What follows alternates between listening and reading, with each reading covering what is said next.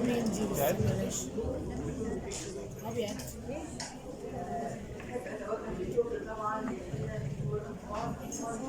هو ليه واخد على عاتقه ان هو يعلم طلبه دايما بس انا بقول دايما اول على الصغار مش جاي زياده فبيرجع معاه رغم ان هو سافر لا على السنه هو دايما قاعد مع الاطفال يا ريت كل الشباب الصغير يكونوا منهم.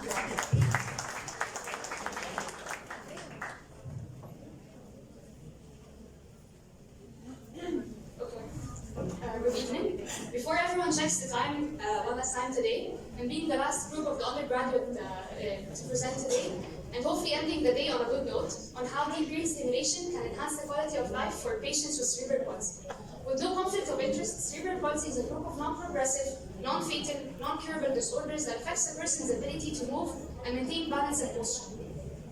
It appears to be the most common motor disability affecting the childhood, characterized by atrophic changes in the developing brain. 80% due to maternal infections or trauma, 10% due to postnatal causes, and 10% due to hypoxia. So what this severe how does it present? It is classified into three types. Spastic being the most common, then comes the dyskinetic, and lastly the ataxic type. We're more concerned today with the dyskinetic type. Patients present with dystonia, which is characterized by abnormal postures, involuntary twisting, and repetitive movements. Or choreoathetosis, which is hyperkinesia, or a combination of both, which is the most common. Both are worsened by activity, emotions, and stress, however alleviated by sleep. The areas in the brain affected that presents this clinical picture are the basal ganglia and the thalamus in 70% of cases. There are many ways to help relieve their symptoms, varying from drugs, as baclofen for spasticity, botulinum toxin, to physiotherapy, orthopedic surgeries, and lastly to the spotlight of our presentation today, which is deep brain stimulation. Deep brain stimulation is the chronic electrical stimulation of the brain through the intracranial implanted LED electrodes. Just like how the cardiac pacemaker works, it is controlled through the subcutaneous implanted pulse generator. Now, what is the scientific idea of DBS? The scientific idea of DBS lies in the inhibitory action of two very crucial areas in the brain. Area number one being the globus pallidus interna, area number two being the subthalamic nucleus, both lying specifically inside the basal ganglia. In children with CP, these two areas are injured, thus diminishing their inhibitory function, in turn resulting in dystonia and unwanted random muscular contractions. This is exactly where DBS kicks in to re-establish their inhibitory functions through a number of unknown mechanisms, though it's suggested that it inhibits the neurons that are adjacent to the implanted LED electrodes or by blocking off specific stimuli in the cortico-basal ganglia loop. Based on what I just said, what is our hypothesis on DBS? The hypothesis on DBS is that it's a very promising emerging treatment for children with dystonia, though it still requires a number of investigations, improvements, and researches to officially stand its ground as one of the mainline treatments in children with dystonia in the near future.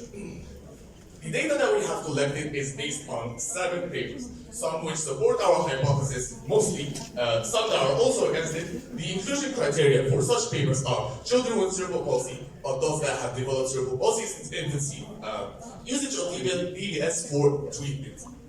The exclusion criteria for the same data we're talking about is paid access papers, papers in foreign languages, and last but not least, papers older than 20 years old. Okay, so we're going to talk about the results now. To discuss the results, we must first discuss the Upper Marsden Dystonia Rating Scale, or BFMDRS, as it is the main measuring system used to qualitatively measure the degree of dystonia in both adults and children in the papers we found. Its aim is to calculate a number based on the degree of dystonia in each affected body part, which meant that the higher the number, the worse the dystonia is. We collected 3 papers that included 45 children across them, ages 7 to 18, all of which were diagnosed with dyskinetic cerebral palsy and they had random gender selection. The first paper was in 2014, made by Keen et al., where they collected patients who underwent deep brain stimulation at the bilateral GPI, the results of which this study showed that they had a pre- and post-operative improvement, reaching a BFMDRS score of 52.4, which is an improvement from the pre-operative score of 73.3. Even further reduction happened at the 23 months follow-up, reaching an average score of 51.1. After that, in 2020, as per this, however, these data in the previous paper did not reach statistical significance. After that, in 2020, as per this made a paper in which they monitored patients prospectively for 10 years. The patients in this study showed statistically significant results. And in the last paper in 2022, COI et al. Monitored patients prospectively for 12 months. This time, the patients showed improvement. However, the improvement did not exceed 20%, which classified them, according to this study, as non-responders. So in the past 3 studies that we mentioned, only one study, which is the Aspergillus et al. Study, was the only one that reached statistically significant results. However, the other 2 papers had a problem where the results were not statistically significant, meaning they had p-values of greater than 0.05 or were classified as non-responders. Considering all this, it was difficult to correlate DBS treatment as to a measured benefit for the treatment of CP patients with dyskinetic cerebral palsy. However, as we observe the papers that we have extracted, we have noted that there is multiple problems with the BF-MDRS scoring system. To begin with, the BF-MDRS scoring system was first made for adults with primary dystonia. DCP patients typically acquire dystonia during early infancy. So in addition to that, the BF-MDRS scoring system is made to measure only purposeful motor skills. However, this is not always the priority for DCP patients in order to have an improved quality of life.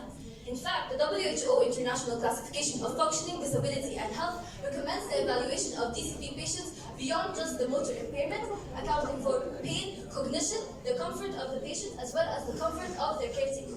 Therefore, we have a set of secondary findings in which we prove that DBS is still nonetheless applicable to DCP patients despite the statistically non-significant results that were shown by the BF-MDRS scores. Going back to the paper by Aspergillus in 2020, that measured it did not only stop at measuring the improvement of dystonia for DCP patients, it also measured the relief of dystomic pain. The patients were asked to rate their pain pre and post operatively using the numeric pain rating scale, which showed improvement on both the good days and the most troublesome pain areas post DBS treatment. The caretakers as well did a questionnaire called the Caregiver Priorities and Child with Health Index of Life with Disability. In this questionnaire, the results have shown that their loved ones have shown more comfort post-DBS, both physically and emotionally, accounting for less pain of analgesia, as well as reduction in pain severity. Another paper by Jimeno et al. In 2019 involved 5 CP patients who used the cognitive orientation to daily occupation performance approach. In this approach, the children were asked to choose from daily life tasks and matter to them, some of which they were trained to do before the treatment, and some of which they were not trained to do beforehand. Post the treatment, all participants showed that DBS has made them improve in at least one of the trained tasks. And even though the DCP patients showed a little less improvement than children with primary dystonia, they were nonetheless very satisfied with the fact that they could do tasks they were never able to do before. Coming to the papers that support the use of DBS in adults with CP, according to Kraus et al., 2 out of the 4 patients with DCP since infancy have expressed great improvement after the DBS surgery. They were able to use their dominant hand in eating and drinking, as well as in using it in computers. The BF-MDR scale of these patients showed a mean improvement of 27% and 32%, as well as an 88% improvement in the Hamilton Depression Scale after the 2 years follow-up. In another study containing 13 chorioacetosis CP patients, there was a mean improvement in the BF-MDR scale of about 24.4%, as well as an elevation in the pain, mental health, and functional disability. Coming to our last study, which is Open et al., he mentioned that the worse the dystonia is, the less effective the DBS treatment will be.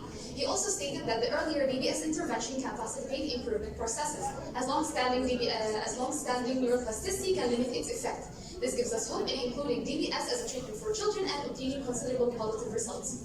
In conclusion, we can collectively say that there are limitations in the papers mentioned if they use the BF-MDR scale in isolation. Not only that, but the fact that there are small sample sizes can lead to a type 2 error, which is not enough statistical power to detect its actual effect. Not to mention that the physician's goals and expectations can clash with that of the patient, which can lead to distortion of any subjective measurements, taken such as that of the CP child questionnaire. Even the short follow-up period after the DBS surgery cannot reflect the actual DBS results because they may appear years later. We advocate all those who are concerned with CP in children to implement DBS in their upcoming researches. Thank you for your time, and thank you, Dr. Antoine, for this opportunity.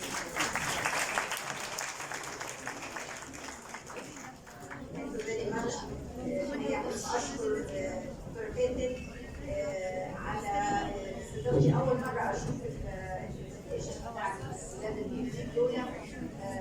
بصراحه يعني very knowledgeable, very impressive, very competent. وواضح دكتور انطوان عامل مجهود جامد، ويعني الصبح شفنا تكريم بنقول ايه للناس الكبار دلوقتي اليانج جنريشن very promising. ان شاء الله هنجيبوا كل حاجه بكره كده جاب اجل. الناس دي بتحط الناس دي بتهزر حقيقي يعني.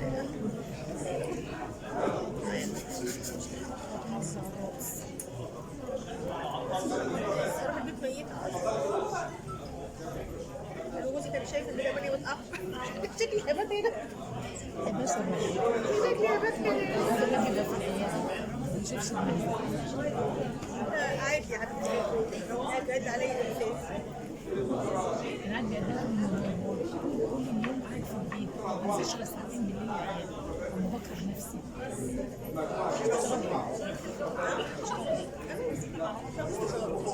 بشتغل ايام وهي تاني بتشتغل جوه البيت. جوه البيت بتشتغل بره. لا مش حرة يعني قصدي هل المفروض انتوا كمان لسنة السنة الجميلة دي تخش بدأت السنة الجميلة دي؟ تعالى جنب السنة فاتت.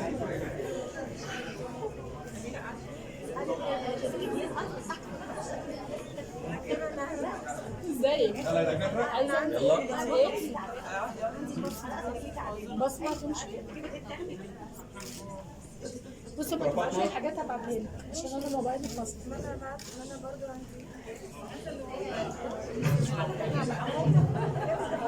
لما كده من الطلبة كده خلاص.